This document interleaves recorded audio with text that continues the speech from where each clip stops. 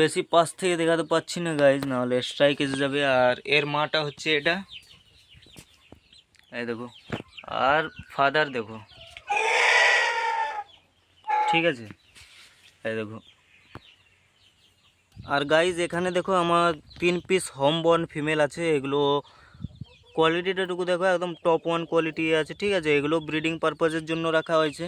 ওগুলোর ফাদার এটাই, ঠিক আছে, সবগুলোর ফাদার এটাই আমার ফার্মে যত যা চিক্স আছে। বাকি এরও কোয়ালিটিটাটুকু দেখো, এও ব্রিডিং করতে স্টার্ট করে দিয়েছে। আর এরও চিক্স এবার অ্যাভেলেবেল হয়ে যাবে। আর গাইজ এই যে এটা দেখো, এটাকে আমরা লট পালই বা পোয়াল পালই বলি। তোমাদের ওখানে কি বলে ওটা আমার কমেন্ট করে বলবে। আর তারই নিচে দেখো, এখানে 2 পিস আমার হোম বোর্ন মেল রয়েছে। এগুলো ব্রিডিং পারপাস রাখা হয়েছে।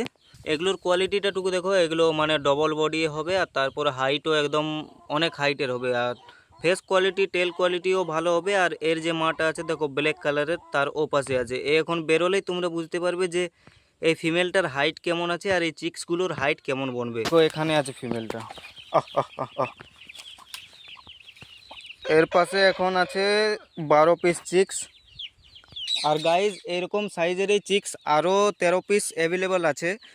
ওগুলোকেও তোমাদেরকে দেখিয়ে দিচ্ছি। ওগুলো এখন এদিকে তো নেই, তো চলো ওগুলোকে দেখি কোন দিকে আছে। গাইজ এগুলো এখনই তোমরা দেখে বুঝতে পারবে যে টেল কোয়ালিটিগুলো কেমন আছে। বাকি ঠোঁট কোয়ালিটি এগুলো তোমরা আর কিছুদিন পরে বুঝতে পারবে, মোটামুটি 15-20 দিন পরে বুঝতে পারবে। বাকি 1-1.5 মাস পরে এগুলো সেলের জন্য অ্যাভেলেবেল হবে।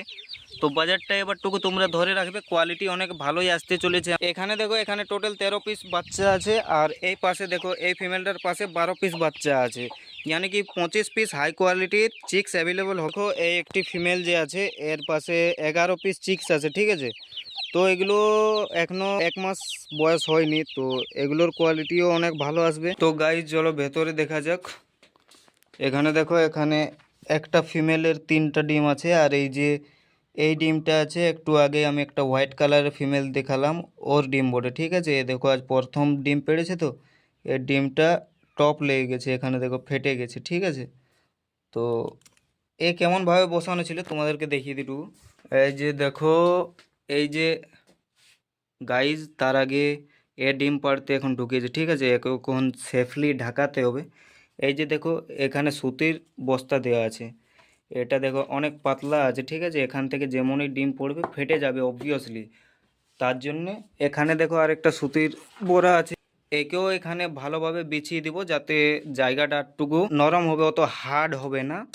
চলো এই যে গাইজ একে তো সেফলি এখানে ঢাকিয়ে দিয়েছি, এখন ডিম পারলে দেখবো। বাকি এই পাশে দেখো একটি ফিমেল যে আছে, এর পাশে 11টা ডিম আছে আই থিঙ্ক এখন। তো এরও আর কিছুদিনের ভিতরে চিক্স বেরোবে। আর এই পাশে একটা ফিমেলের ডিম দেখো কোটা আছে, 3, 4, 7টা। আর এই পাশে একটা ফিমেল বসে আছে, এর পাশে 10-12টা হবে আই থিঙ্ক ডিম আছে। এর পরে বেরোবে, সবার আগে এর চিক্স বেরোবে, তারপরে এর বেরোবে। তো কোয়ালিটিওয়ালা বেরোবে এবার। গাইজ এই যে দেখো, এখন আমার হাতে ভুট্টা আছে। এগুলো দেখো এই বাচ্চাগুলোকে দিব।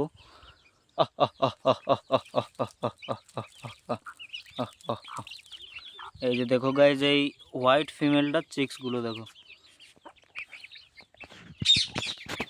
এগুলোর লেজগুলো দেখো। এখন মোটামুটি এগুলো 35 থেকে 40 দিনের ভেতরে আছে। তো রেটটা